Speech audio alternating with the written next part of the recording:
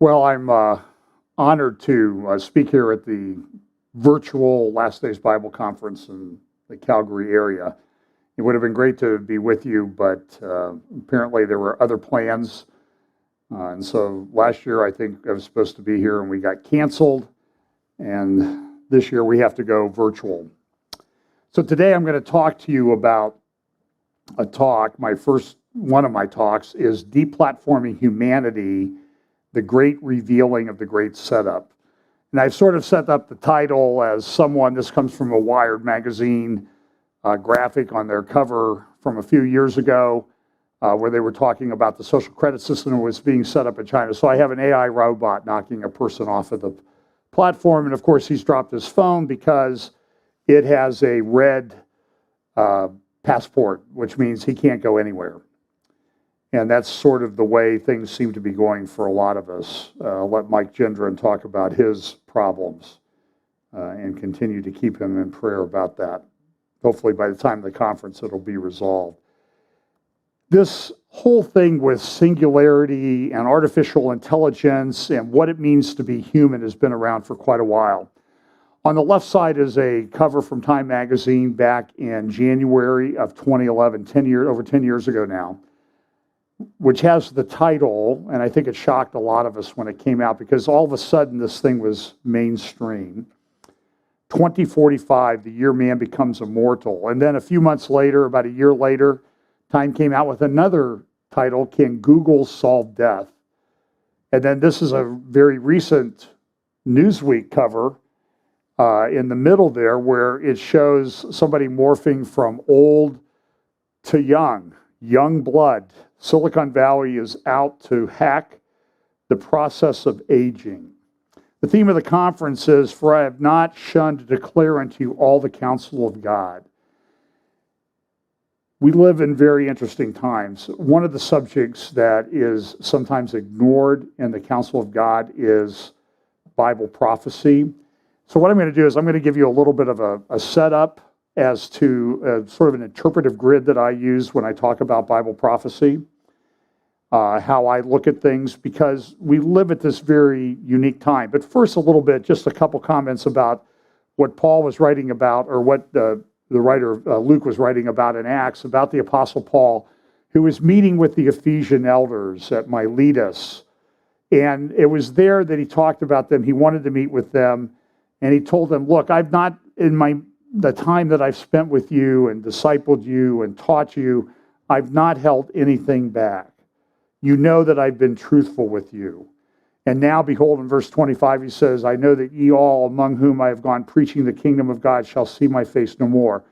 Wherefore I take you to record this day that I am pure from the blood of all men. For I have not shunned to declare, the New American Standard interprets it, I did not shrink to declare unto you all the counsel of God. And then he tells them why this was important. Take heed therefore unto yourselves and to all the flock over which you have the Holy Ghost hath made you overseers, to feed the church of God, which he hath purchased with his own blood. For I know this, that after my departing shall grievous wolves enter among you, not sparing the flock. Also of your own selves shall men arise, speaking perverse things to draw away disciples after them. Therefore watch and remember that by the space of 3 years I cease not to warn everyone night and day with tears. This is a very serious issue.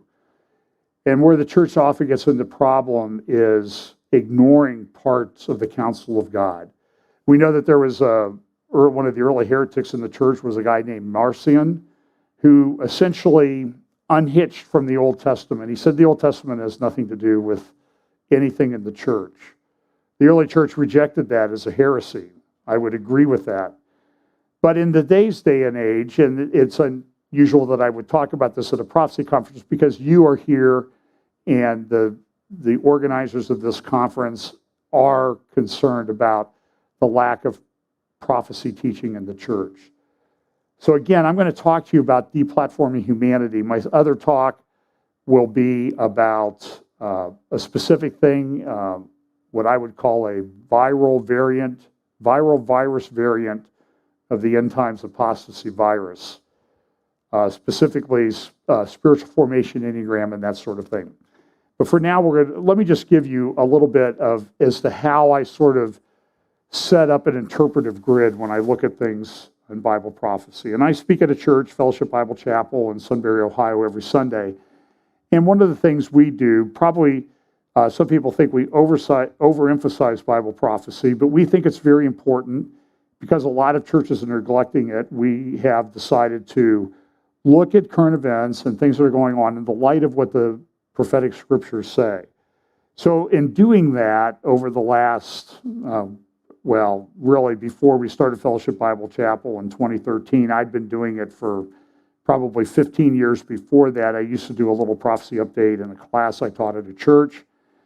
And I would spend 15 or 20 minutes a week because that's about all that I had. But now I could spend several hours, as you know, if you've ever watched me before. But one of the things I want to sort of set up is my grid that I look for. And there's certain things, and it comes from the scriptures: acceleration, convergent, logistics, and understanding. You know, when Jesus came the first time, and we need to understand that the first coming of Jesus is a prophetic pattern of what it will be like at the second coming of Jesus. Just like the fall of the southern kingdom of Judah at the time of the Babylonian captivity, I believe is a picture of what's going to be going on in the church. And I've got a number of talks out there. I have a talk on Ezekiel chapter 23 and Ezekiel 8 and 9 that you can find in YouTube. But one of the things that's interesting is that when Jesus talked to the disciples at the time of the first coming, he says, "But blessed are your eyes, for they see, and your ears, for they hear. For verily I say unto you that many prophets and righteous men have desired to see the things which ye see and have not seen them, and to hear those things which ye have heard and not heard them." Now, let me give you a picture of this. When I go to the eye doctor, I see the chart there, and it looks like that because I'm nearsighted. I can get the E because I memorized that from my prior visit. But even if I take off my glasses and get closer to the chart, the detail becomes very clear. That's, I think, an indication of how things are going to be in the end times as we get closer to the return of the Lord. We get closer to the 70th week and the events that will be specifically fulfilled in Jesus' second coming and the setting up of his kingdom at the end of the 70th week. As we get closer to those events, we're going to be able to see those more clearly. One thing that's going to happen is things are going to converge. In the book, The Sun Also Rises, Hemingway, and I don't mean to say that Hemingway is a writer of scripture, but there's a couple characters that are having a conversation, and one of the characters asks the other and says, "How did you go bankrupt?" And the response is, "Gradually, then suddenly." I think that's a picture of how things are going to be in the end times. All of these things that we're going to see fulfilled in the 70th week, they're not going to rise up and happen overnight. There's going to be a building up of those things. And as we get closer to that time, it's going to happen more quickly and more quickly. For example, we're also going to see, here's that quote from Hemingway, 2 ways, gradually then suddenly. We're also going to see a convergence of events. You know, as these seals unfold, in my view, maybe it's not conventional, my view is that the seals, you don't have seal 1 and everything in seal 1 happens, and then seal 2 opens. You have seal 1 opens and begins to unfold, because it says there, the rider goes forth conquering and to conquer. It's going to be a process. And so that's going to have an increasing impact. Same way with the second, third, and fourth horses, they're going to go forth. And what you're going to see is you're going to see this increasing thing of events, an acceleration. All these seals are converging and acting at the same time, and they're going to have a big impact. I think it's going to happen a little bit later in the 70th week where the full impact will be heard. This is a graphic that I've used for many years about the convergence of events.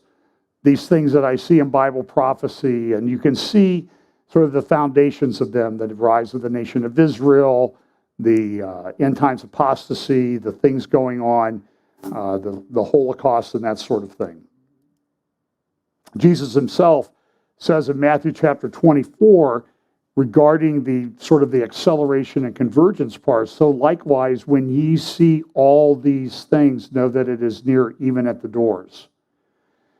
We also know that one of the things going to rise is apostasy, false teaching in the church. 1 Timothy chapter 4 says that now the Spirit speaketh expressly that in the latter times some shall depart from the faith, giving heed to seducing spirits and doctrines of devils. So you see it's some shall depart from the faith, and eventually becomes a few more, and then it's many have departed from the faith and given over to seducing spirits and doctrines of devils. 2 Timothy chapter 3, this know also that in the last time perilous times will come. Later in that same chapter, Timothy says, listen, men are going to wax worse and worse. Things are going to get worse and worse. It's going to be a process.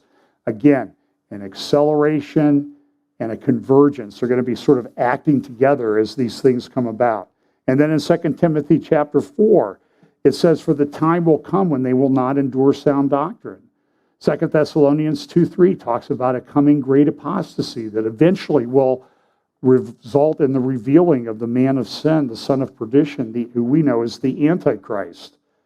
That's going to happen over a period of time, but the ultimate fulfillment of those prophecies is going to be based on a foundation that's laid, precursors and that sort of thing that we're going to be able to see happen. Another thing that we see in the area of Bible prophecy that I think a lot of people ignore is logistics. For example, we live at a time when there's just tremendous demographic change going on in the world.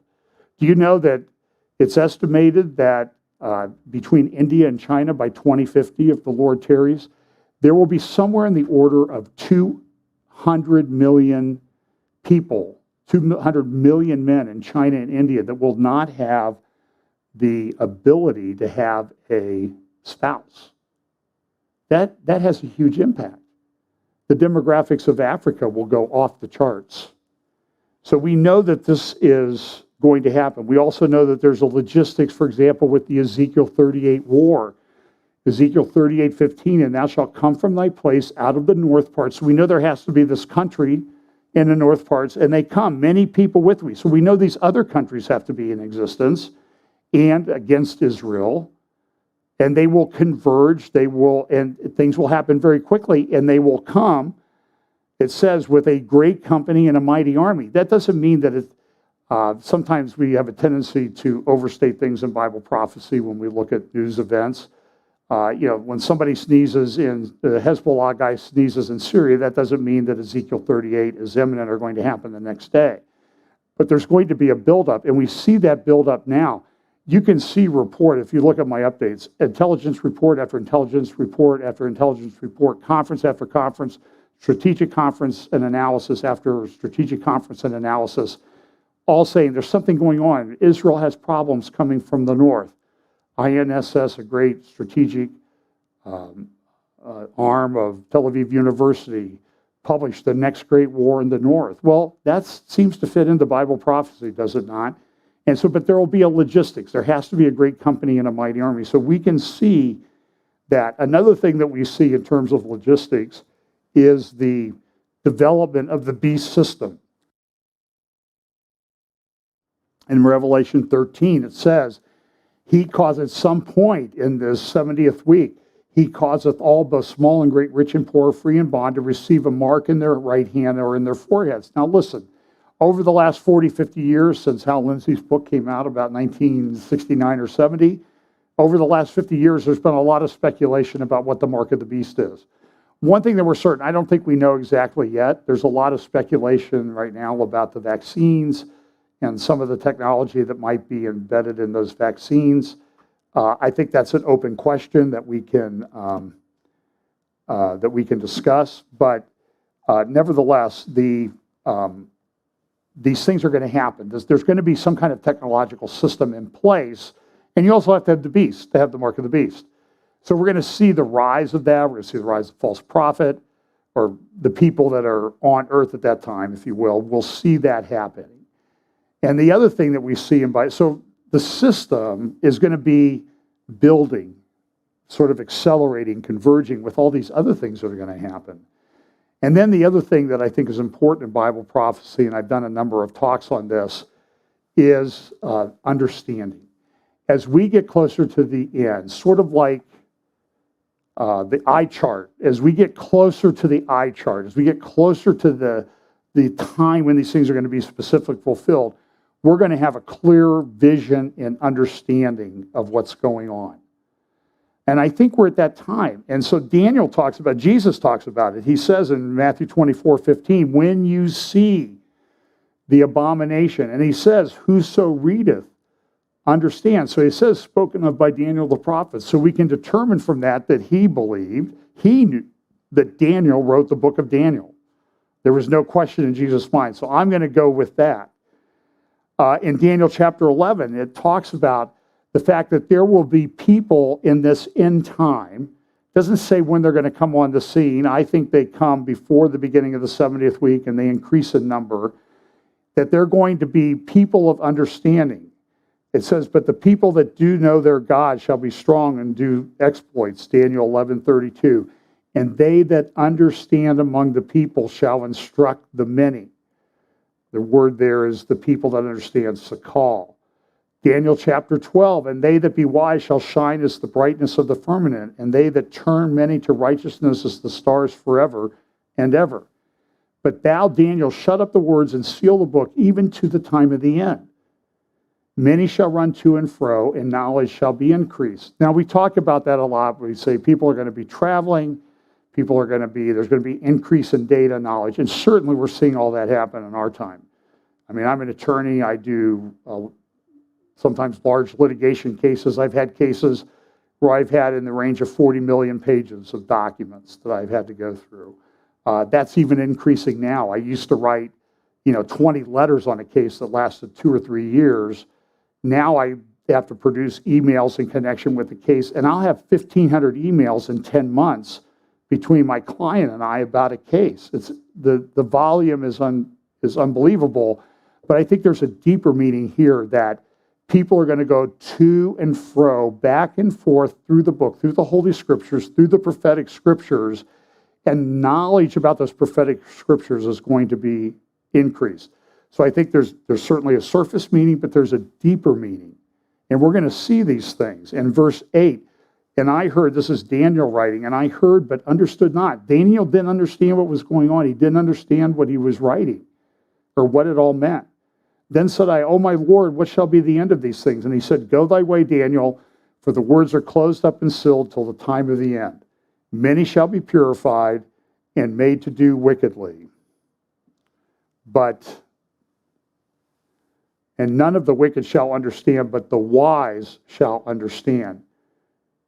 So when he says, when ye therefore shall see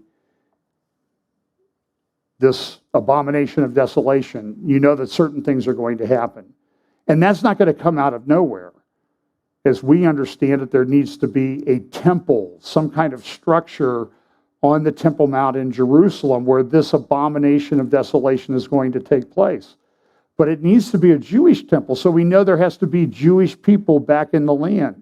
When Mark Twain visited the Holy Land in the 1860s, he said, this is a desolate place. I go for miles and never see a person. I don't even see any trees. Now you go to Israel and it's pretty lush with trees because they've planted, 1 billion trees since they returned back to the land and the nation reformed in 1948. So we know that there has to be this nation. Ezekiel chapter 36, it says, I'm going to bring you back to the land when you don't deserve it. We know they're going to be brought back in unbelief.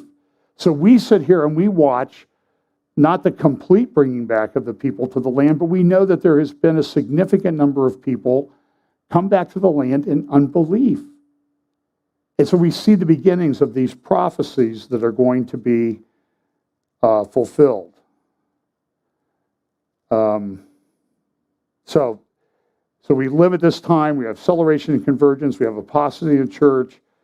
There's so many things that we could talk about. The beginnings of Babylon the Great. We talk about things about the days of Lot and days of Noah. So let me just take a brief time, we have about a little over half of my time left, to talk about one example of this where we see these things accelerating, converging, the logistics and the understanding. And that would be the title of my talk, The Platforming Humanity, the Great Revealing of the Great Setup. This is unfolding right now. This is happening right in front of us. things have happened in the last year. I was supposed to speak at this conference in 2020, but it had to be canceled. I don't think anybody in the Bible prophecy community predicted 2020 and the events that have happened since 2020. I don't even think we were very good at telling everything that's going to happen and is happening, has happened in 2021. It happened gradually, then suddenly.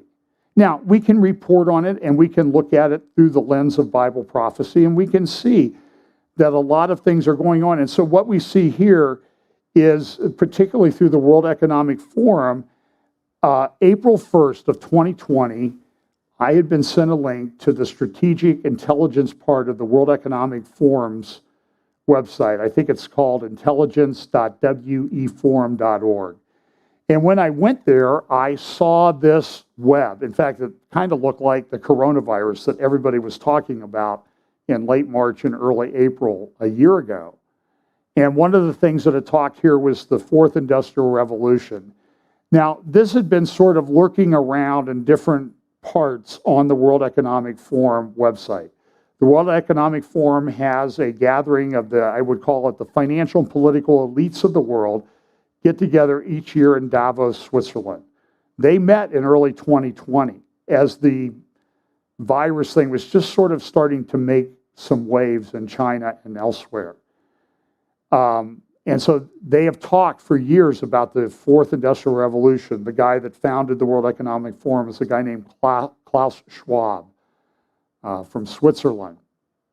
And he's a globalist. He is at best a neo-Marxist. He thinks that he has the answer to everything. And so the people, the elites of the world get together.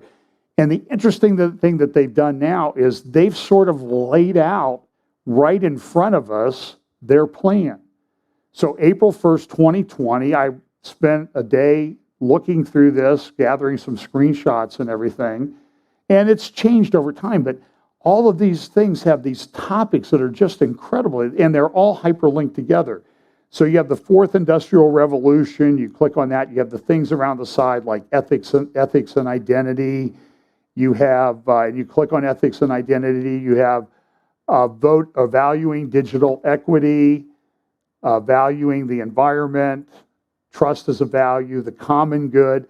And you see these themes about we're all going to be in this together. We have this common goal of humanity. And they have, in this website, it's not hidden anymore.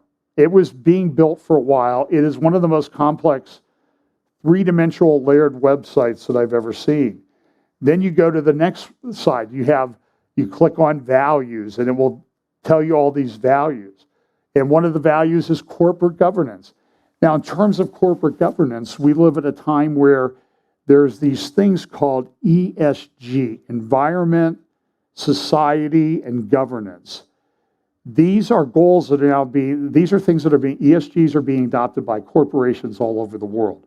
You see it sometimes manifest. That's why Major League Baseball comes out and says, Georgia, we don't like your voting laws, so we're moving our all-star game from Georgia to Colorado, where incidentally Colorado has more restrictive voting laws than Georgia does. But when you're trying to make a point on politics and something, you don't care about that. Coke has projects or seminars within their company in Atlanta to try to get to have people learn to get rid of their whiteness. And so what you see is the corporations have adopted this globalist Marxist agenda, environment, societal, and governance. It has now become part of their corporations. I can tell you as an attorney that you never heard of this a few years ago. Now there are big law firms. Law firms like to make money. This is a big deal in corporate governance, ESGs. So what they are doing is they are starting practice groups. So what they do is, and they've changed it from shareholder orientation on corporations to stakeholder. Anybody who might be impacted by the company has a stake in what the company says. So this is swept over the world very, very quickly. Another thing that you see here, you have, again, corporate governance. You have regulations and corporate adaptation. It also says global governance. So they're not concerned just about corporate governance, they're concerned about global governance. You have humanitarian action. So what you see, you have geopolitics. They have their fingers in everything, and it's all laid out in this roadmap on their website. So in the geopolitics area, they have different aspects, and one of them is global health. Here's another one, future of food. Our government in the United States just put out, we're going to comply with the New York Times on Friday. President Biden came out and said we're going to cut carbon emissions by 50% by 2030. And it does have an impact on the future of food if they're going to do that. In fact, when people do an analysis of what they proposed, you're going to be limited to about 4 pounds of red meat a year. I'm sorry, I'm not complying. I'll buy my own cow if I have to. But they're trying to restrict everything. This is the way they're going. They're trying to take over everything. And then you have global health. And this is where I want to spend a little of my time, because I think that as this beast system comes together, and I don't think the beast system is here yet, I think major components of it are coming about all the time. Things that are very concerning, things that will have a huge impact on our liberty and freedom. They're all coming together at the same time. They're accelerating, they're converging. And what we've seen in the last year and the logistics of it are coming together. And I think we're starting to understand that we have a major issue right in front of us. One that I think the body of Christ and the church are going to have some serious talks and discussions about how we're going to approach this. Now, originally, I was going to do a talk on we got to obey God rather than man. And I will tell you that I prayed about that, I studied it, I put it together, and then I saved it in some dark spot on my hard drive, because I think we need to have a big conversation in the body of Christ about how we're going to pursue these things. We have some big issues ahead of us. Another issue that's coming about is artificial intelligence. What does it mean to be human? How do we handle this?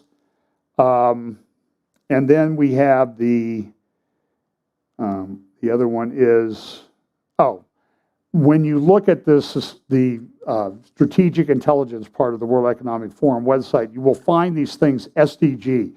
Those mean Sustainable Development Goals. And you'll see, I think there are 30 of them.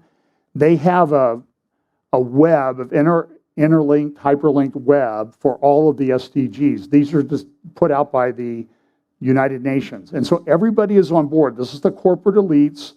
This is the government elites have all got together, and they're talking about how do we all get together on the Sustainable Development Goals. Now, some countries are going to fake it, and they're not going to do that good.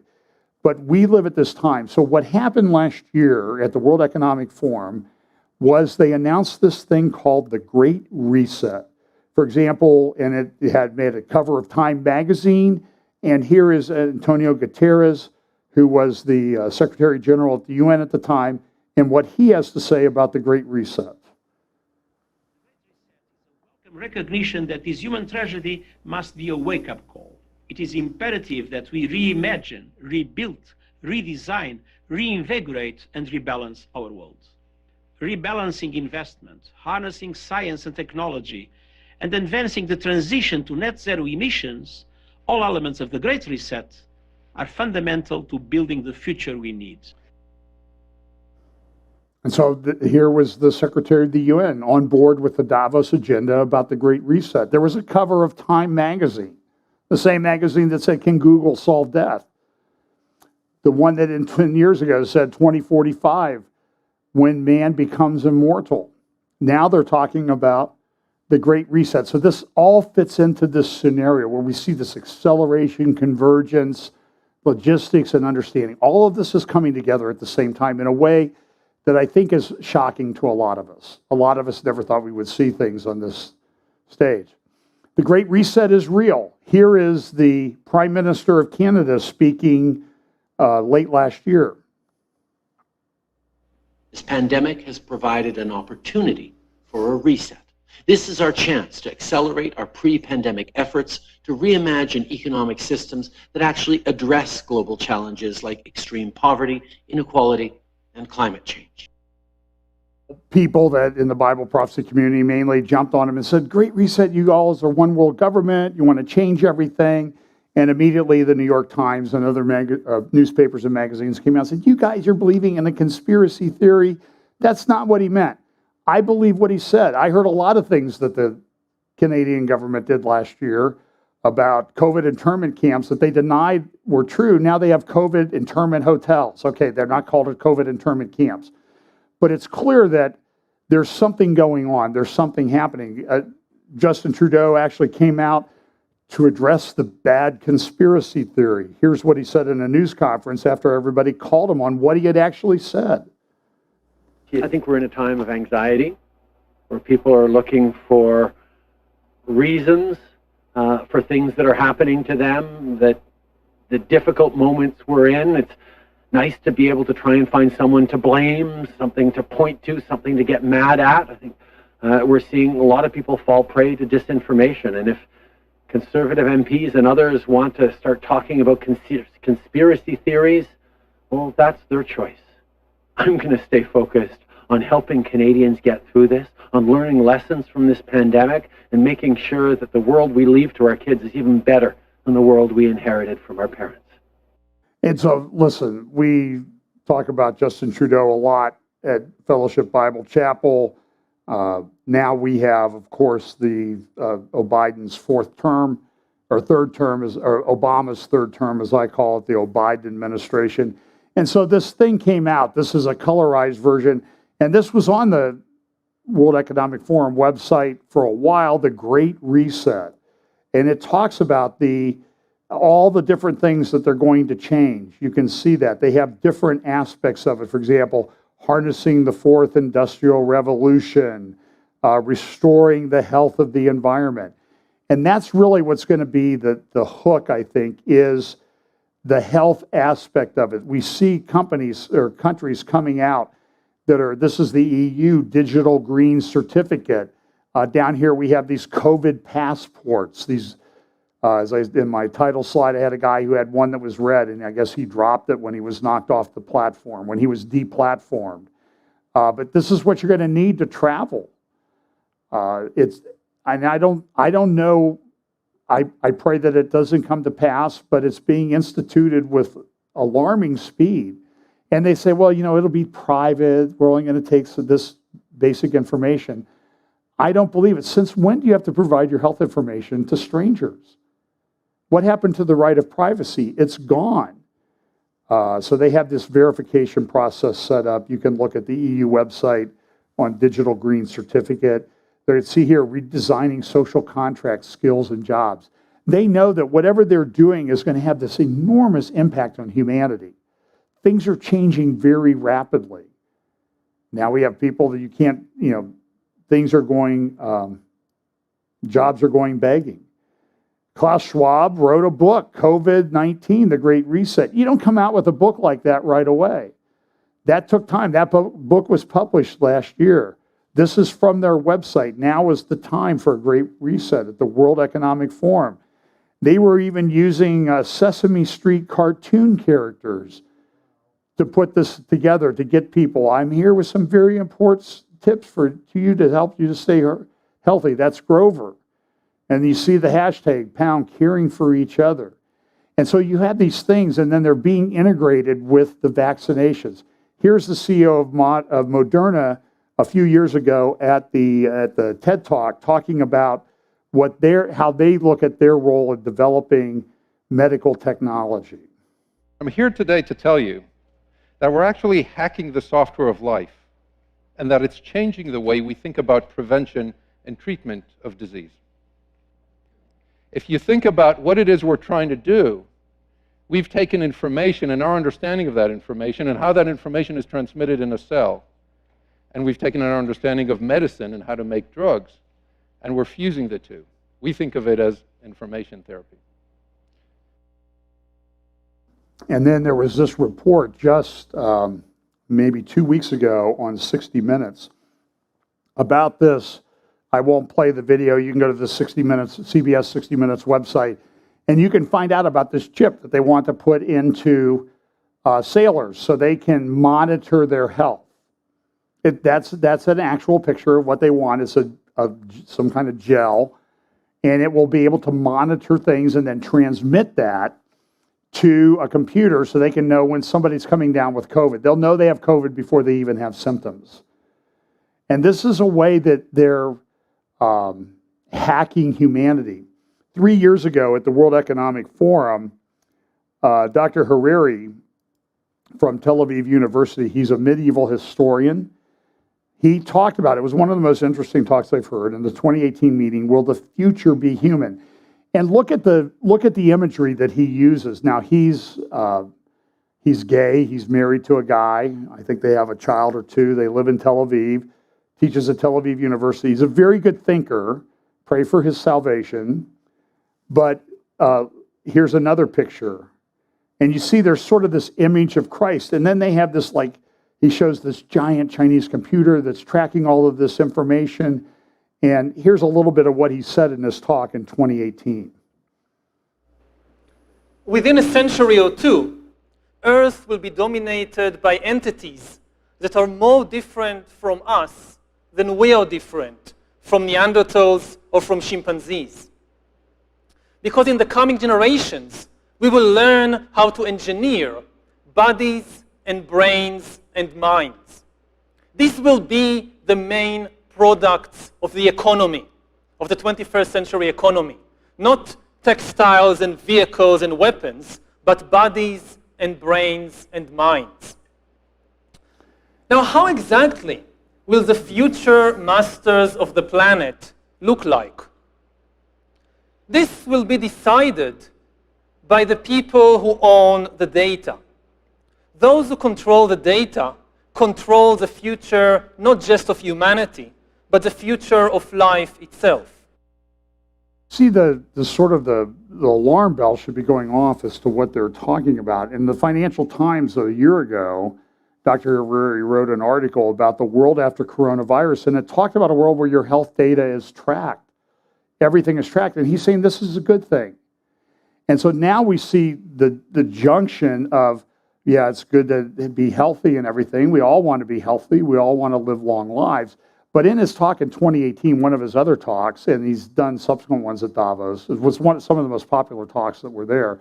He talks about the fact that we're going to have to redefine what humanity is. What is it going to mean to be human in the future? Because even in medieval history, the serf always had some value to give to the lord of the manor. But now we're going to have people that have no skills that'll be important in an artificial intelligence run high-tech society. What are we going to do with these people? And the question that he asks is, half of the world isn't worth having around. What are we going to do with them?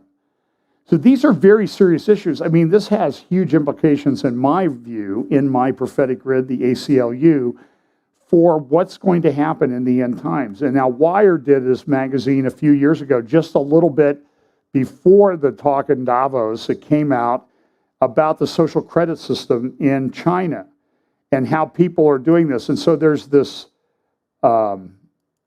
video, and you can see the people are walking around, and they've sort of video shopped it or photoshopped it to show everybody's walking around with a credit score. But this is not science fiction. This is actually happening in China.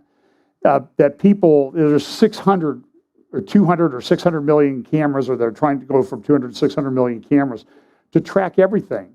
When we had the thing at our Capitol back in January, they tracked people through all these video cameras on freeways to show their license plates, and they could make up their entire route that they did and where they stayed and that type of thing. And so now, now these things, and so if you illegally cross the road, you get dinged on your social credit score. If you criticize the government, in this Australian TV piece, they did a thing where they showed a man from China, and what he had done was he had criticized the government. He was very critical of the lack of privacy and that sort of thing. He then went to the bank, or he went someplace to buy a ticket, and he could not buy a high-speed rail ticket. He had to he had to hack himself into that. Here's some things. This is just a white paper that I got the other day, State of Alternative Credit Data. JP Morgan Chase, one of the major banks of the world, now has an app that you can download to track your carbon footprint. That information, I guarantee you, will be fed into your social credit score, and it will determine whether you're worthy to get credit from the bank. This is already happening. They're going to track things like your social media posts. And then there's this thing called the vaccine passport. This is being rolled out everywhere. You can see articles about it. It was been rolled out to a large degree in Israel already. There's questions about whether it's technologically valid. The paper passports aren't going to be good enough. You're going to need machine-generated things. And this is the Vaccine Credential Initiative. You can see some of the companies involved with this. They have an interesting little line here for babel.config.js. I thought that was interesting. It's run by a lot of the major companies of the world, and it's tied into the Commons Project Foundation, which is associated with the World Economic Forum. So this is the thing called the Common Pass. And here's what they said. The Commons Project, together with the World Economic Forum, is working to initiate the Common Pass framework to address those challenges. And so this is everywhere. And it's got a good reason behind it, because this is a tourist area of one of the islands of Greece. There's nobody there. And to open up travel, we're going to have to do this despite the fact that there's an uncertain technology behind it. Listen, this will have a huge impact on liberty. This is, in my view, this is the precursor to this beast system. And it's going to be tied to social credit score. Naomi Wolf is no conservative. She's a liberal. She's a feminist. But she has been sounding the alarm. Here is a video clip of her on the Eric Metaxas show just a week or two ago, talking about what does this digital passport, the COVID passport, really mean for humanity? Now, vaccine passports, I will share the warning that I've been sleeplessly sharing for about 10 days now, since the Biden administration floated the trial balloon that they're going to be, backing vaccine passports. And this is a global rollout. I can't stress this enough. Denmark was forced into vaccine passports. Israel was the bellwether 4 months ago, got vaccine passports, and within 4 months, it's destroyed civil society. Activists face 360-degree surveillance. Nobody is free to challenge it. Parents are being told their own vaccine passports will be switched off unless they allow their children to be vaccinated. Hold on. Say that again. That is so sick. I cannot get over it. Please say, what country did that happen in? So it's Israel is the first kind of petri dish for Pfizer, basically aligning with the Netanyahu government to roll out a full biosecurity state via vaccine passports. So Israelis have to show their vaccination passport, which is digital. Why is it not a piece of paper, which wouldn't have all these problems? I will explain. But it's digital in order to get food at the grocery store. All right. And of course, as I've been warning people, there's no such thing like the vaccine passport is the social credit system that China has. It doesn't lead to it. It is that, because it takes no engineering. It takes literally a flick of the back end. And I'm talking as a tech CEO, so stop me if nothing's clear, but it takes no special addition to merge your Google Wallet or your Apple Pay or your PayPal with your vaccine status. We're going to go to a break here, but in closing, let me sum up. This is out of the pit of hell, folks, whether you believe in literal hell or don't. This is all part of the Great Reset. It has huge implications as an attorney for privacy, civil rights, that type of thing. But what I think you're seeing the building of this beast system, and it's come so quickly. It happened gradually, then suddenly. I'll close with this. I use this example quite a lot. This is the Indian Ocean tsunami back in 2004, 2005 on Boxing Day. And we know that this earthquake happened in Indonesia. There were 250 to 300,000 people killed. And then the tsunami raced across the Indian Ocean towards the beaches in Thailand, 1,000 miles away. And what happened was before the tsunami got there, the water drained out of the bay. And so people were going out in the bay, oh, look at the rocks. Isn't this cool? We can see the coral and everything. We don't have to get out and snorkel and get wet. And we can just walk it. And then people notice, what is that on the horizon? What is that coming? And people started asking questions. Well, what is it? Is that from the earthquake? They even have one of the subtitles, I don't know if I have it in this clip, said, what is that, a tsunami? Oh, no, it's not a tsunami. And then it's like, oh yeah, that's a tsunami. We have to warn the people of what's coming.